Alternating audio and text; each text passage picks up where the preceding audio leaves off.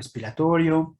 Entonces, hay muchas alteraciones que son genéticas y pues prácticamente pues, los neonatos no tienen o sea, no tienen ninguna participación en la inducción de esta enfermedad.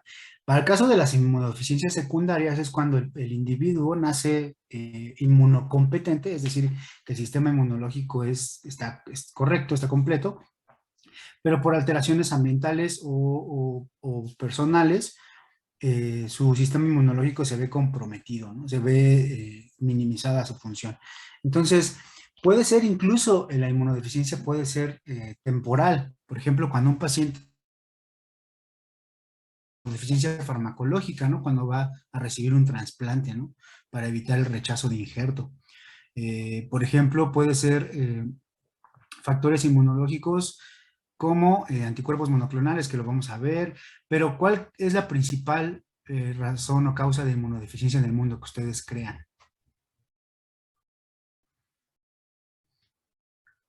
¿Cuál creen? Inmunodeficiencia secundaria, es decir, adquirida.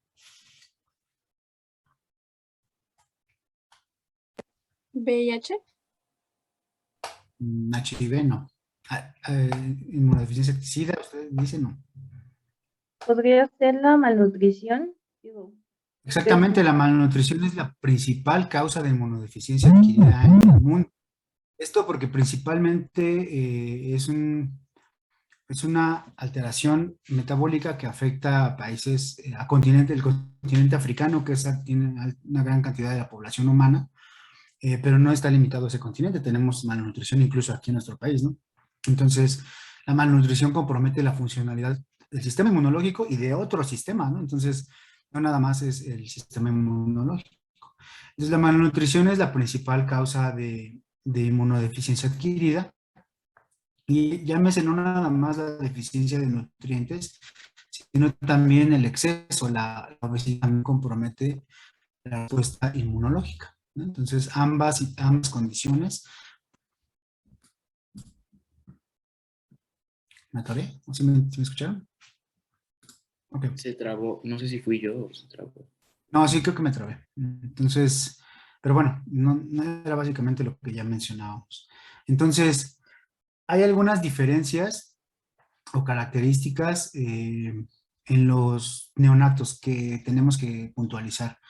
Cuando un individuo ya tiene el sistema inmunológico maduro, es decir, en la adolescencia o en la madurez, pues ya tiene todo lo que vimos en el curso, ¿no? Tiene su sistema linfoide secundario, su repertorio de linfocitos T, de linfocitos B, etcétera.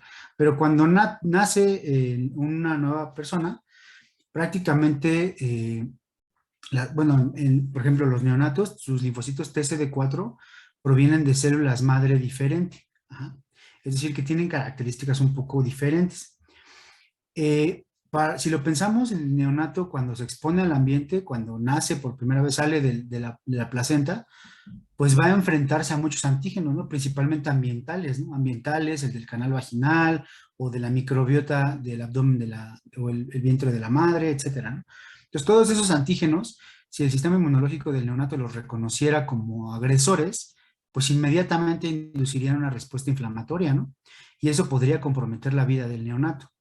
Entonces se ha observado que cuando el individuo nace, la gran mayoría de los linfocitos T, en lugar de activarse a inflamatorios, se vuelven reguladores. Es decir, que el neonato o el humano cuando está en su etapa más recién nacido, tiende a tolerar los antígenos en su mayoría. Es decir, si ve un antígeno de polen, en lugar de reconocerlo agresivo, lo va a tolerar. Si ve un lactobacilo de la vagina de la madre, no lo va a atacar, va a ser tolerado, ¿no? Entonces, precisamente por eso, porque como la evolución del individuo va a estar en contacto con estos antígenos de toda la vida, hipotéticamente, pues tiene que tolerarlos el sistema inmunológico, porque si no, vamos a tener hipersensibilidad, ¿no? Entonces, la mayoría de los linfocitos T inocentes o vírgenes del neonato se diferencian a T reguladores, es decir, estamos hablando de entre 30 y 40% de los T naives. Mientras que cuando el individuo ya está en la madurez, el sistema inmunológico es maduro, es únicamente entre el 1 y el 10%. Entonces, el neonato va a tolerar antígenos en su mayoría. Entonces, Por eso es que es importante la exposición, ¿no? Cuando las prácticas extremas, pues no permiten que se genere esta tolerancia a los antígenos ambientales. Entonces, una excesiva asepsia en los primeros meses de vida pues pueden ser incluso dañinos, ¿no? Para el sistema inmunológico. El tejido linfoide se asocia a mucosas, principalmente en el tracto gastrointestinal, se empieza a poblar o empieza incluso la dieta de la madre y la microbiota postnatal van a madurar o van a influenciar esta maduración del tejido linfoide secundario. Entonces el neonato, desde que está en gestación, creo que mi internet es un poco lento, creo que mejor me voy a cambiar de Wi-Fi y a ver si me desconecto. Si me desconecto ahorita regreso y los vuelvo a agregar a todos, ¿sale? Permítame un segundito.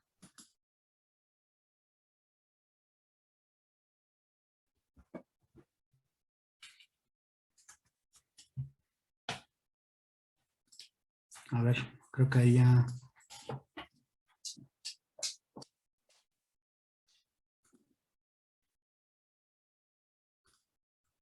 A ver si se estabilizó un poquito. Bueno, entonces el tejido linfoide secundario, pues desde la gestación se está desarrollando, ¿no? Entonces es importante que la madre esté en condiciones óptimas para que favorezca este desarrollo favorable. Cuando la madre está en condiciones de desnutrición o hay cuestiones como elevadas concentraciones de cortisol, etcétera, todo esto influencia en la respuesta inmunológica del neonato. Es importantísimo manejar la salud de la madre.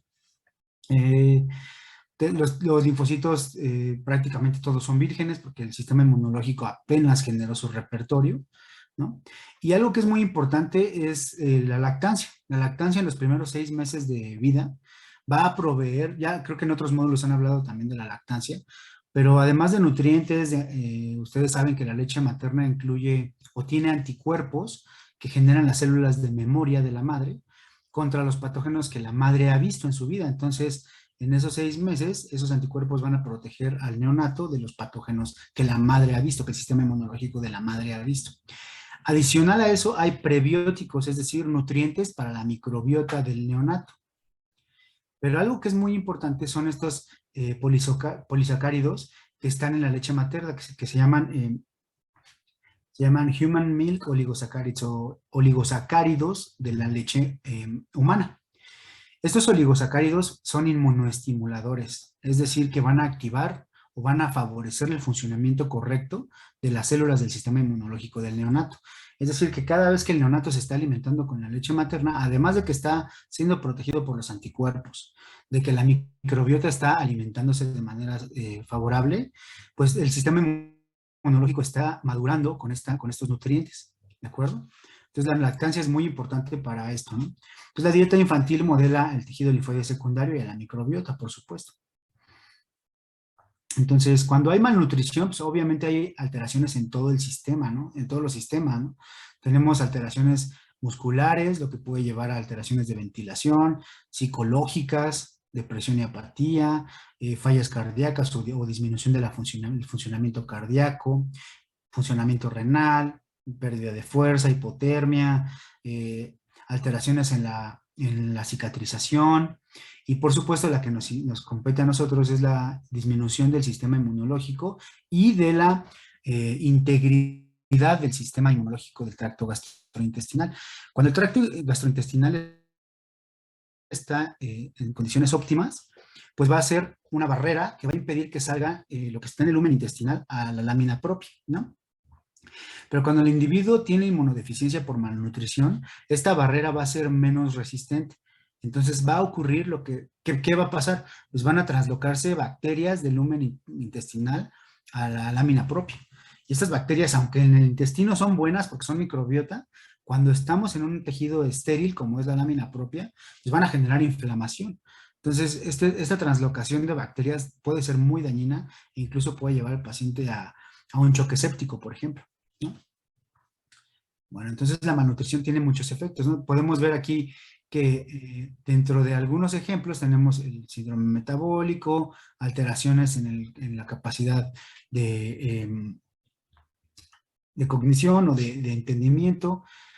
Puede haber alteraciones musculares y, por supuesto, mala absorción de nutrientes. Todo esto está conectado, por supuesto. Entonces, no es nada más las alteraciones individuales. En el sistema inmunológico, principalmente, bueno, en el innato, por supuesto, una una nutrición deficiente va a comprometer la primera barrera, que son los epitelios. Los epitelios son la limitante para que el sistema funcione como barrera, ¿no? Es la primera barrera que tenemos contra los invasores o patógenos extracelulares, ¿no?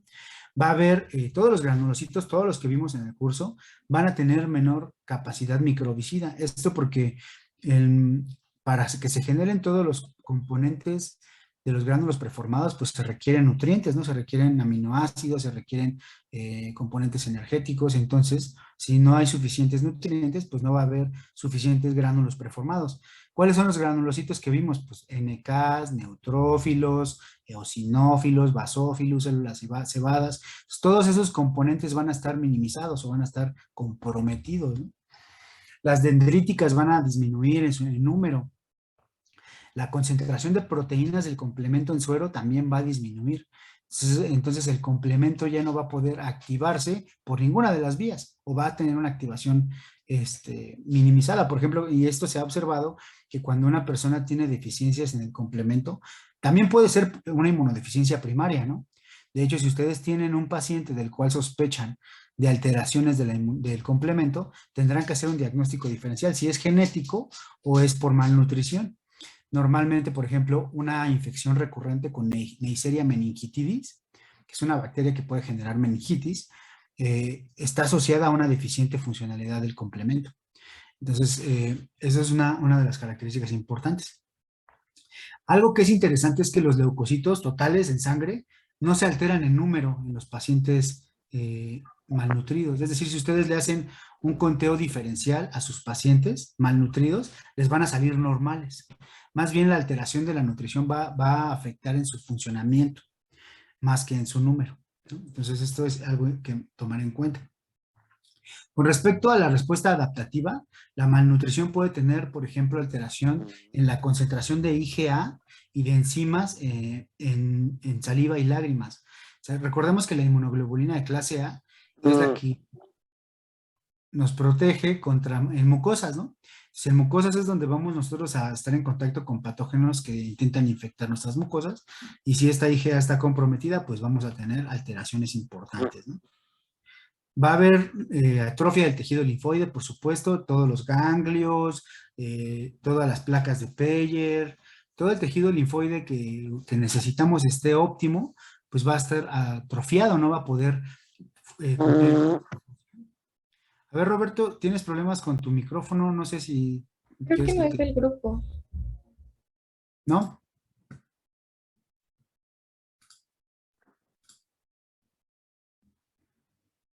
Listo, ya quedó. Si identifican a alguien, me dicen y lo sacamos rápido. Entonces, estas inmunoglobulinas pues van a estar en menor concentración y pues por supuesto este individuo va a estar, todas estas alteraciones van a generar que el individuo esté susceptibilidad para infecciones, más que un individuo inmunocompetente, ¿no? Entonces, hay otras alteraciones que son un poquito más específicas, por ejemplo, la hipersensibilidad tipo 4, que recordemos es la que es dependiente de células. Es un individuo que, por ejemplo, está inmunocompetente y va a responder con un producto químico, con una planta, lo que sea, que tengamos una hipersensibilidad tipo 4, pues prácticamente estamos hablando de que es retardada de aproximadamente 24 horas. Un individuo malnutrido puede incluso responder entre una semana o más, ¿no? Entonces, esta respuesta va a ser muy deficiente y muy lenta. Va a haber menor cantidad de linfocitos B circulantes y va a haber una polarización primordial a TH2. ¿Qué va a significar esto? Que vamos a tener si para los patógenos que requerimos una polarización de los CD4 a TH1, pues va a haber más susceptibilidad, ¿no? Entonces estos pacientes son más susceptibles a patógenos intracelulares y a virus, por ejemplo, ¿no? Hay por respuesta a estímulos como incluso se ha estudiado en algunas vacunas, aunque todavía no sabemos el efecto en la mayoría de la vacunación. Los niveles de linfocitos y de hemoglobina son normales, pero algo aquí es interesante, responden a vacunación, pero cuando hay hiporrespuesta, estamos hablando de cuando hay, son vacunas atenuadas no, perdón, inactivas o de subunidades, esos individuos presentan hiporreactividad, entonces pueden quedar mal protegidos. Todavía es controversial o no sabemos exactamente cómo la malnutrición va a afectar o afecta en la duración de la respuesta inmunológica y en la longevidad de la respuesta. Puede ser que estos individuos, a pesar de estar vacunados, pues después de un periodo considerable de tiempo, pues ya no tengan protección o inmunidad por vacunación, ¿no? Entonces, dentro de la inmunología, además de la inmunología y otras especialidades, se considera que los primeros 1000 días de vida, que abarcan una buena parte de los primeros 3 años de vida, son los más importantes porque pueden impactar en la vida del individuo, tanto en su infancia, preadolescencia y madurez. Se ha observado que individuos malnutridos en los primeros 1000 días tienen alteraciones el resto de su vida.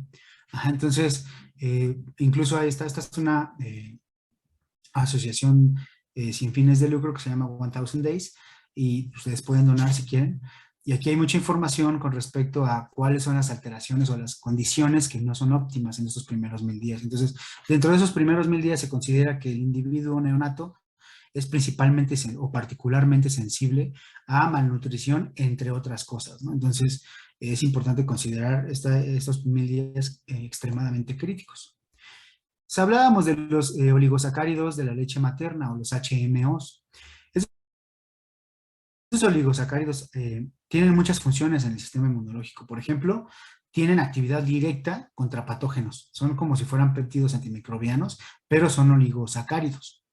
¿Se acuerdan de los péptidos antimicrobianos? Las defensinas, la catelicidina. Entonces, la leche materna en realidad lo que está generando también es un control de microorganismos por este mecanismo.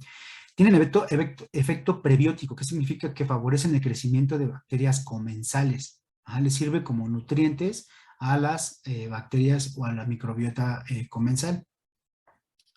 Favorecen la maduración de la barrera de las mucosas. Yo les mencionaba que los epitelios, cuando tenemos células epiteliales, se unen unas con otras por unos enlaces o unas uniones que se llaman uniones estrechas o tight junctions.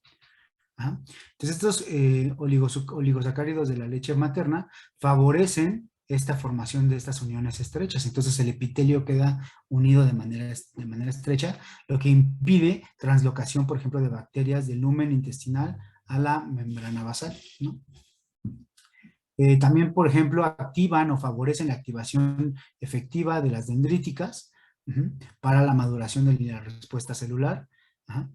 Y, por supuesto, también favorecen la expresión de de receptores de PRR, de PAMs, como los PRRs, como los TLRs. Entonces, vean, todas estas funciones son importantísimas y la leche materna contiene estas moléculas que van a favorecer estas funciones. ¿De acuerdo? Algo que se ha observado, por ejemplo, es que la concentración y los tipos de oligosacáridos en leche materna tienden a ser diferentes entre donadores.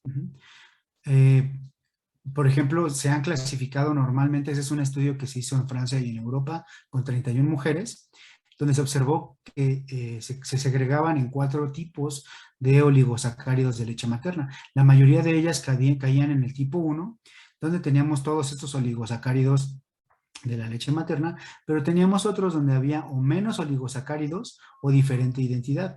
El más deficiente podría ser, o los más deficientes son los del tipo 3 y tipo 4, que no tienen todos los oligosacáridos descritos, ¿no? Entonces, eso también puede ayudar a entender que algunas veces las madres o hay mujeres que son mejores nodrizas que otras.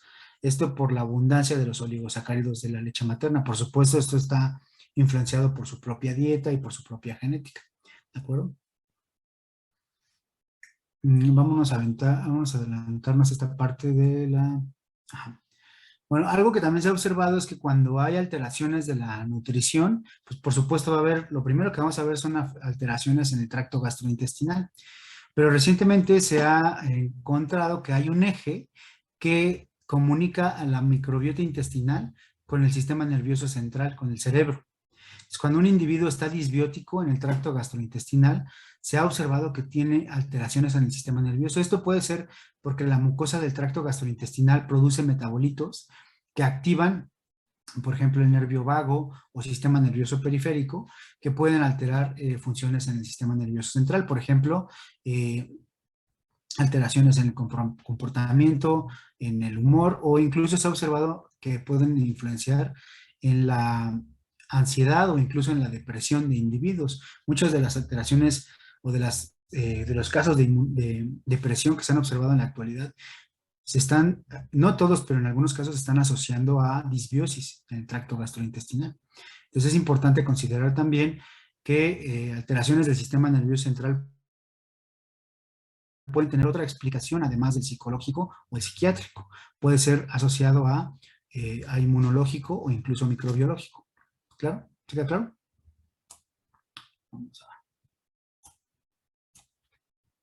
Otra de las inmunodeficiencias secundarias más comunes, como mencionaban, es la inmunodeficiencia adquirida por la infección del virus HIV, o el virus de la inmunodeficiencia adquirida.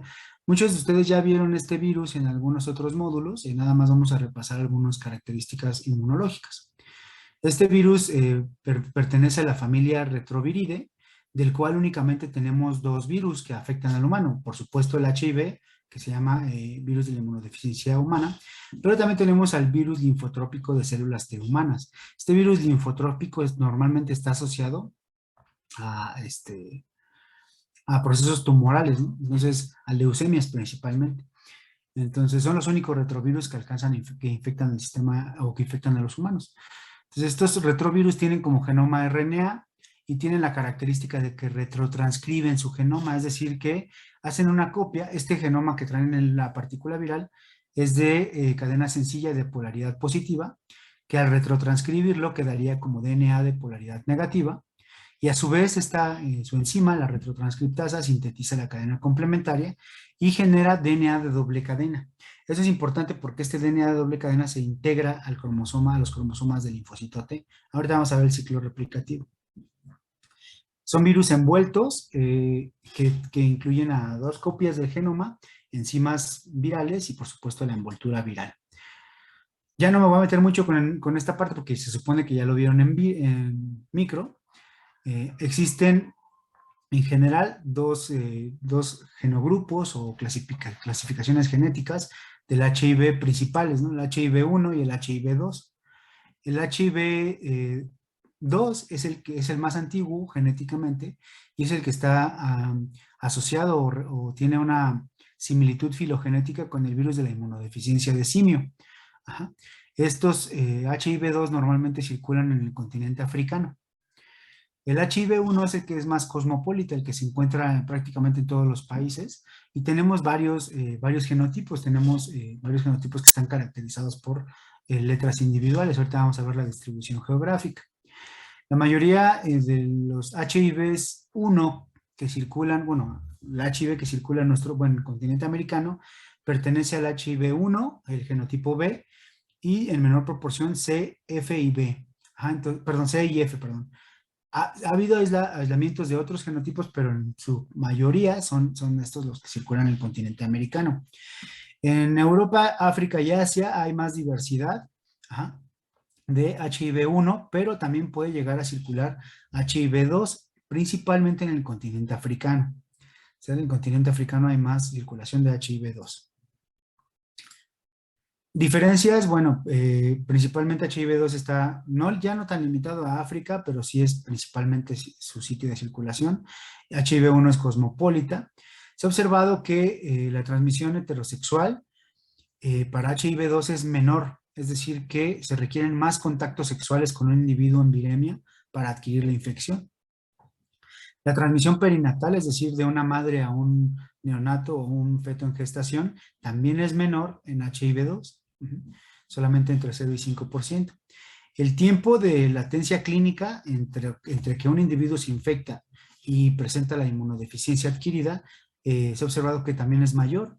Se ha observado que el promedio es entre 10 y 25 años, mientras que para HIV-1 es mucho menor, ¿no? Entre 7 y 10 años. Algo que es interesante saber, por supuesto, es que las terapias farmacológicas que se han desarrollado para el virus cosmopolita, para HIV-1. Entonces, la terapia farmacológica o la terapia antirretroviral no funciona para infecciones con HIV-2. Entonces, esto es algo importante a considerar. Entonces, tenemos aquí a las partículas virales, una caricatura de la partícula viral, y aquí tenemos una micrografía. Hay diferentes proteínas estructurales que forman a la partícula viral, y la nomenclatura es importante para la clínica, ¿no? Por ejemplo, tenemos a la proteína de envoltura, ¿dónde está? Que es GP120. Bueno, GP120, aquí no vienen, bueno, sería prácticamente esta de superficie y transmembrana. GP120 es una proteína estructural que está unida en la envoltura del virus. En realidad, esta también se conoce como proteína de envoltura. Si ustedes agarran toda la proteína de envoltura y la separan, se va a dividir en diferentes subunidades. Entonces, por ejemplo, la proteína de envoltura está compuesta por el fragmento GP160, GP120 y P41. ¿Sale? Son 3 diferentes proteínas. ¿Por qué les digo esto? Porque para el diagnóstico se busca anticuerpos contra estos fragmentos, no contra la totalidad de la proteína de envoltura. Esto va a tomar relevancia más adelante. Entonces, ¿cómo se determina este tamaño o este nombre de las proteínas? Agarramos una preparación de virus, extraemos las proteínas totales y las separamos por electroforesis. Ustedes han escuchado eso de la electroforesis, ¿no? Cuando cargan una preparación, en este caso de proteínas, y lo separan por tamaño y carga. ¿Qué va a pasar? Los fragmentos proteicos se van a dividir en tamaño, y el tamaño, como se mide en las proteínas, la unidad de tamaño o de peso que se usa para las proteínas son kilodaltons o kilodaltones. Entonces, la proteína de envoltura está compuesta por una subunidad de 160 kilodaltones, por eso se llama GP160. Otra unidad de 120 kilodaltones, por eso se llama GP120, y otra de 40 kilodaltones. De igual manera, el resto de las proteínas estructurales también tienen estas bandas, que son importantes. Por ejemplo, la retrotranscriptasa es P65, P51 y P31. Entonces, vean, es básicamente la nomenclatura que se ocupa para el diagnóstico, y ahorita lo vamos a retomar para el diagnóstico por Western blot. ¿Cómo se da la infección? Bueno, el virus reconoce su receptor, que es CD4, la molécula que participa en la presentación antigénica, ¿se acuerdan? Entonces, esta molécula es el receptor de HIV, GP120 reconoce a CD4, esto induce la fusión de la envoltura viral a la membrana celular, se libera la nucleocápside con el genoma, y aquí ocurre el primer evento de retrotranscripción. Este genoma, que es RNA, ahora se vuelve DNA de doble cadena. ¿Sale? ¿Hasta aquí vamos bien? Además, en la partícula viral viene una proteína muy importante que se llama la integrasa. Esta integrasa lo que va a hacer es preparar este DNA de doble cadena para integrarlo, translocarlo al núcleo e integrarlo al cromosoma del linfocito T. Entonces aquí se integra el genoma en forma de DNA de doble cadena y ya se puede quedar ahí en latencia viral.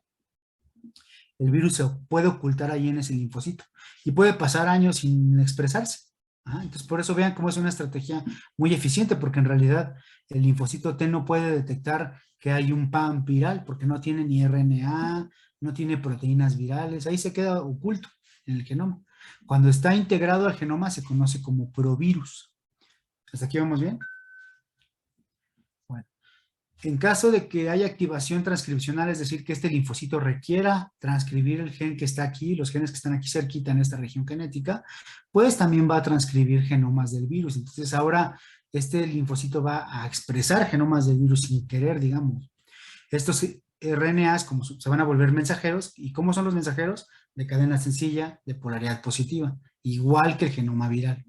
Entonces estos RNAs mensajeros, muchos de ellos se van a traducir en las proteínas estructurales y no estructurales. Algunos de ellos van a servir como nuevos genomas. Y una vez traducidas las proteínas y transcritos los nuevos genomas, pues se van a ensamblar las nuevas partículas y van a salir por gemación. ¿Sale? Además, se introduce aquí una proteína que se llama la proteasa para madurar una poliproteína que está aquí. No me voy a meter a características celulares y moleculares. Si les interesa, bueno, pues también está ahí el curso de genómica viral. Pero les menciono la proteasa porque hay tratamientos antirretrovirales que tienen como blanco farmacológico la proteasa. Entonces, la proteasa participa en la maduración del virus. Cuando el virus sale de la célula infectada, sale inmaduro. Todavía, si este virus infecta a otra célula, esa célula no va a infectarse, no va a poder replicar este virus. Pero la proteasa lo que hace es dar el último paso de maduración para que este virus ya esté viable, ya sea maduro. Entonces, si nosotros inhibimos la proteasa, pues el virus nunca va a poder madurar. ¿Sí queda claro? Muy bien. Vámonos rápido, esto ya es más. Esta ya lo vieron en otros módulos, ¿no? ¿Cómo se transmite el HIV? Principalmente por contacto sexual, contacto con sangre, con partículas virales y por transmisión perinatal, ¿de acuerdo? No se transmite por besos, abrazos, compartir comida, picaduras de mosquitos, sudor, estornudos, bañarse juntos y compartir baños, por supuesto. ¿Cómo se ve un paciente con HIV desde la perspectiva de los linfocitos TCD4? No sé si hayan visto este tipo de gráficos. Por un lado, aquí se grafica del lado derecho el título viral o la cantidad de partículas virales en sangre, ¿sale? Y del otro lado tenemos la cuenta de linfocitos TCD4. ¿Qué pasa? El individuo se infecta con HIV, llega a una viremia primaria, es decir, el virus replica muy rápido, estamos hablando en las primeras 6 semanas, se llega al máximo. Hay mucho virus en sangre, y por supuesto este virus está replicando en linfocitos TCD4 y están muriendo. Entonces es inversamente proporcional, ¿no? Está replicando mucho el virus y están muriendo muchos linfocitos TCD4. En este caso los CD4 son la línea sólida y el virus es la línea intermitente. Si hay mucho virus, empiezan a morir los CD4 y luego ¿qué pasa? Estos virus se empiezan a integrar. Entonces se empiezan a integrar al DNA del linfocito T, entonces ya empezamos a no verlos en la circulación sanguínea, ¿no? Porque digamos se están escondiendo en los linfocitos T. Entonces empieza a bajar la viremia hasta prácticamente niveles indetectables. Los linfocitos TCD4 se recuperan un poco, pero no llegan a las concentraciones fisiológicas. Entonces el individuo HIV positivo ya tiene un compromiso en su cuenta de CD4 importante. Vean, normalmente la cuenta normal está por encima de las 1400 CD4 por milímetro cúbico y después de la viremia primaria el individuo puede llegar en un promedio a tener 800 CD4. Entonces ya es una disminución importante. Aunque este individuo ya tiene integrado en su genoma de los CD4 al genoma del virus, se considera que todavía no es inmunodeficiente porque todavía tiene CD4 en concentraciones, digamos, aceptables, ¿no? Y aquí empieza el periodo que se conoce como la latencia clínica, en el que el individuo puede tener cantidades muy bajas o prácticamente indetectables de virus en sangre y los CD4 se pueden permanecer estables o con una disminución muy paulatina, que dura entre 7 y 10 años.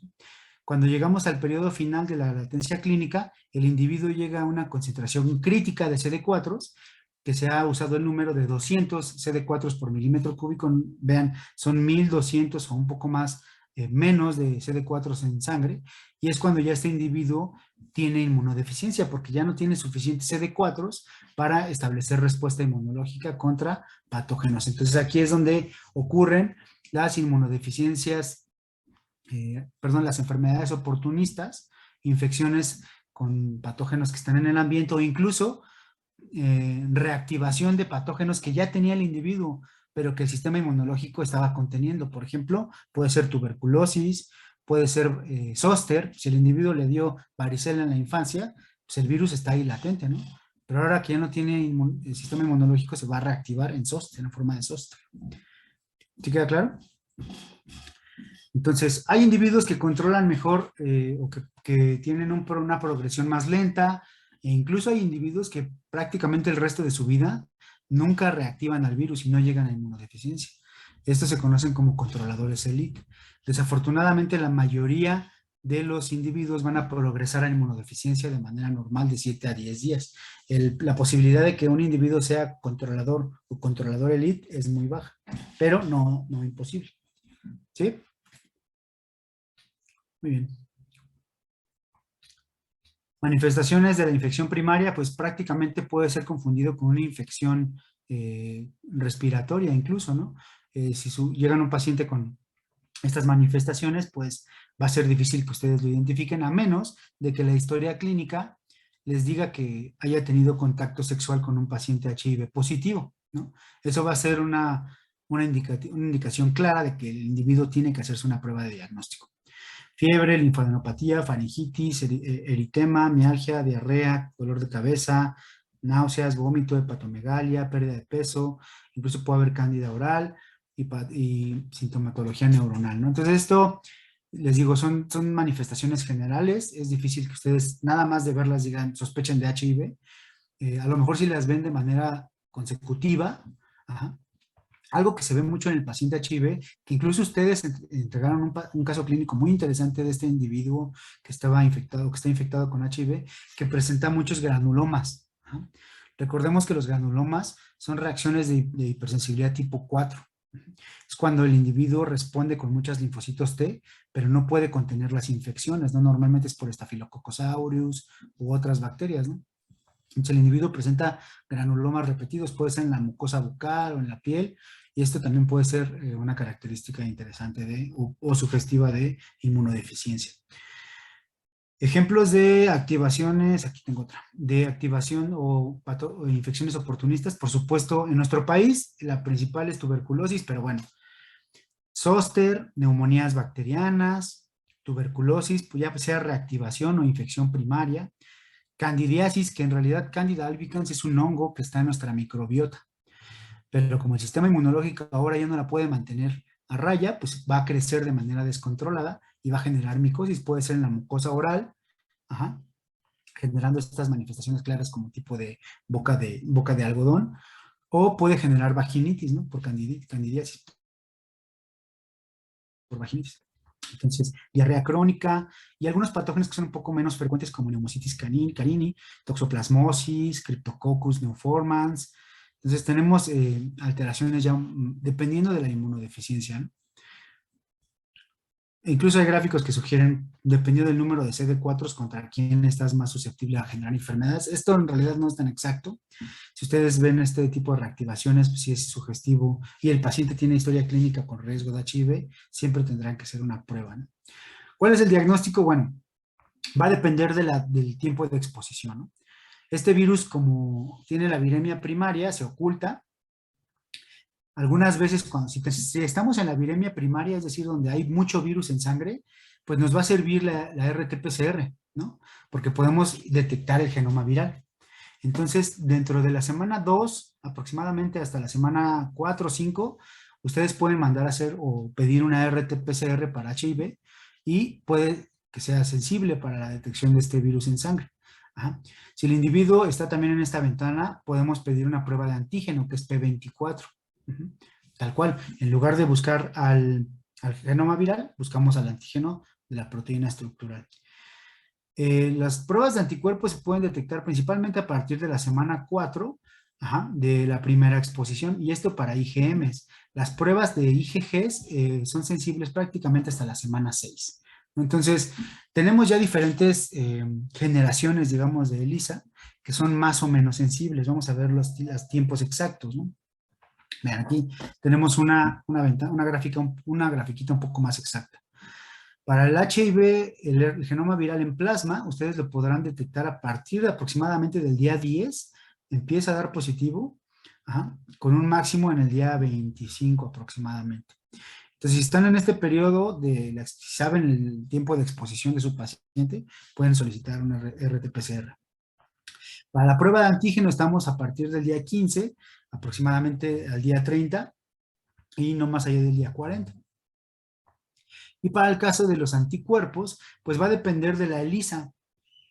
Por ejemplo, las ELISAs de tercera generación o incluso los inmunoensayos de cuarta generación, pues pueden detectar un caso positivo a partir aproximadamente del día 20, digamos las ELISAs más modernas, ¿no?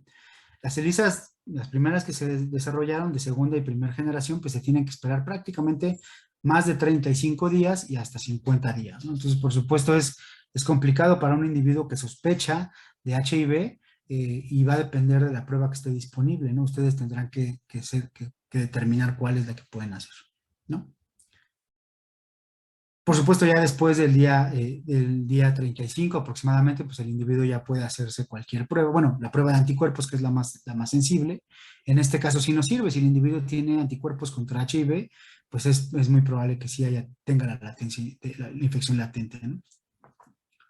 Normalmente ustedes van a usar pruebas rápidas como las que nos hemos estado haciendo para SARS-CoV-2 en busca de anticuerpos, y esto pues va a ser determinante si el individuo ya tiene bastante tiempo, ¿no?, de infección. Si sale la prueba rápida, pues va a ser un tamiz que va a tener que ustedes mandar a hacer una prueba confirmatoria, ya sea la prueba rápida o la prueba de ELISA, siempre se tiene que hacer una prueba confirmatoria. Esta gráfica es de la guía de manejo clínico, obviamente tiene un montón de errores, pero en realidad lo que se manda a hacer, digamos, o lo que se pide como prueba confirmatoria es el Western Blot. ¿Qué es el Western Blot? ¿Ustedes me pueden explicar esto del Western Blot? Todos se lo memorizan, pero no saben qué es.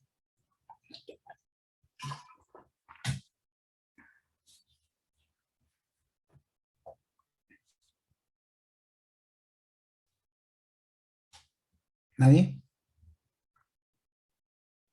Pero sí sabían que la prueba confirmatoria para HIV es el Western Blot. Ese es el mandamiento número 300 de medicina. Bueno, ¿qué es el Western Blot? Okay, el Western Blot es una técnica del laboratorio en la que, ¿qué hacemos nosotros? Tenemos un pool de todos los antígenos del virus. Ajá. Y esos antígenos los separamos por electroforesis, igual como les mencioné, los separamos por tamaño y carga. ¿Qué va a pasar? Aquí podemos ver la electroforesis. Ajá.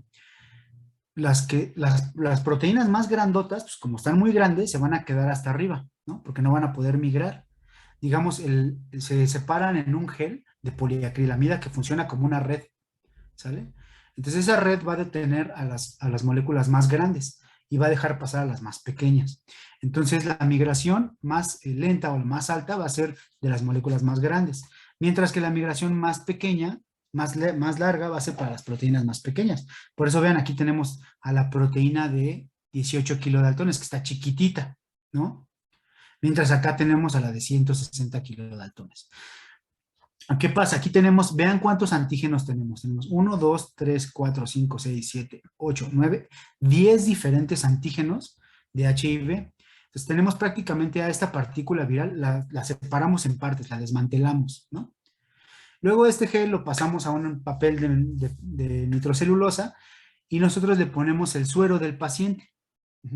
¿Por qué? Si el individuo tiene anticuerpos contra antígenos de este virus, ¿qué va a pasar? Pues va a haber una reacción positiva, ¿no? Entonces, si tiene anticuerpos, significa que el sistema inmunológico ya vio al virus. Y si el sistema inmunológico ya vio al virus, pues ese paciente está infectado. ¿Estamos de acuerdo? Entonces, por ejemplo, aquí podemos ver un Western Blot negativo. Vean, aquí, ¿ven alguna marca? No. Aquí sí están las proteínas. Lo que pasó es que le pusimos las proteínas, luego le pusimos el suero de un individuo no infectado y no me dio reacción. Entonces, las proteínas son invisibles a menos de que sean reconocidas por sueros del individuo. Entonces, un caso negativo no tiene ninguna banda. ¿Ya vieron? Ahora vean un paciente positivo. Este paciente positivo tiene anticuerpos contra 160 kilodaltones, que es un cacho de la envoltura, 120 kilodaltones, 65 polimerasa, 55 GAG, 51. Prácticamente para todos los antígenos se indujo una clona de linfocito B que produce anticuerpos contra ella. ¿Sí queda claro? Entonces esto por eso es confirmatoria, porque la ELISA, en realidad únicamente, la ELISA y la prueba rápida únicamente buscan anticuerpos contra un antígeno. Entonces puede ser que salga negativo porque pues nada más es un antígeno, no estamos seguros. O que el positivo haya sido inespecífico, ¿no? Entonces, para ello se tiene que hacer la confirmación ya con todos estos 10 antígenos, ¿no? Por ejemplo, aquí tenemos un positivo débil que tiene anticuerpos, pero tiene más de uno. Vean, aquí tenemos 160, 65, 55, 40, etc. Y, por ejemplo, en este caso, es un caso clínico de un individuo que tenía una carga viral muy baja. Solamente dio positivo para 2 antígenos. Aunque haya sido para 2, se confirma que es infección con HIV. ¿Sí queda claro? Bueno, Esa es una tablita de lo que acabamos de ver, ¿no? Más o menos, de los tiempos.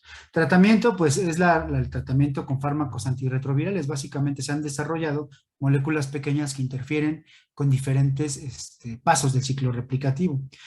Ahí está guía, se los recomiendo si quieren leer las cuestiones clínicas, pero básicamente, ¿qué fármacos tenemos disponibles? Bueno, tenemos antagonistas del receptor y del correceptor. No mencionamos esto, pero ya lo vieron en micro.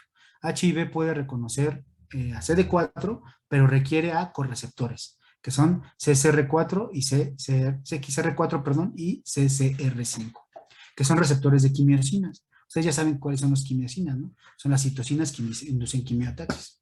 Entonces tenemos inhibidores de CCR5, tenemos inhibidores de la fusión, tenemos inhibidores de la retrotranscriptasa, es decir, cuando el virus intenta retrotranscribir su genoma, pues estos inhibidores van a bloquear este paso, ¿no?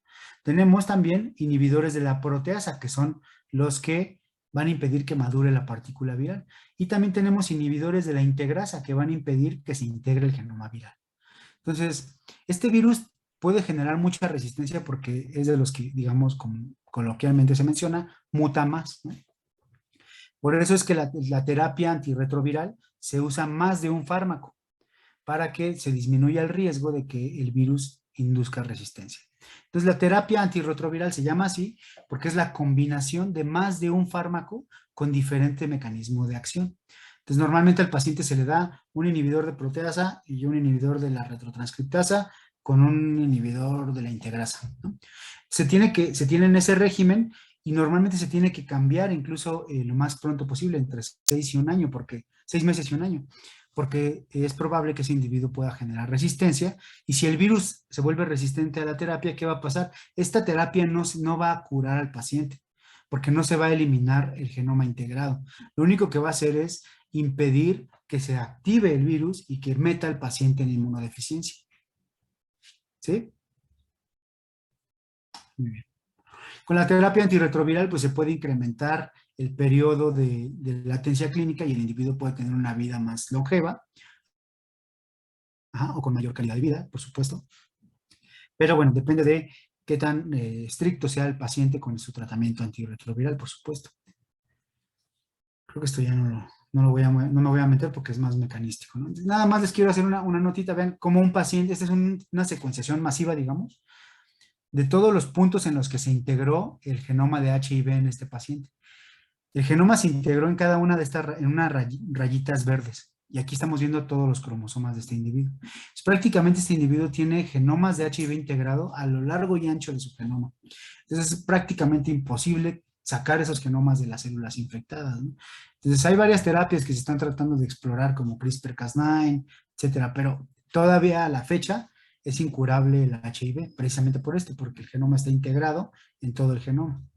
Ha habido, por ejemplo, luego cuando hablamos más a detalle de este virus, ha habido trasplante, el paciente de Berlín, por ejemplo, les recomiendo que vean el caso del paciente de Berlín, donde este individuo se le trasplantaron células resistentes a la infección, porque también tenía leucemia, ¿no? Y así es como se curó de HIV. O sea, ha habido algunos casos documentados de cura de HIV, pero han sido estrategias bastante agresivas y poco prácticas para la población en general. ¿Sí? ¿Dudas de HIV, compañeros? Es un panorama muy general.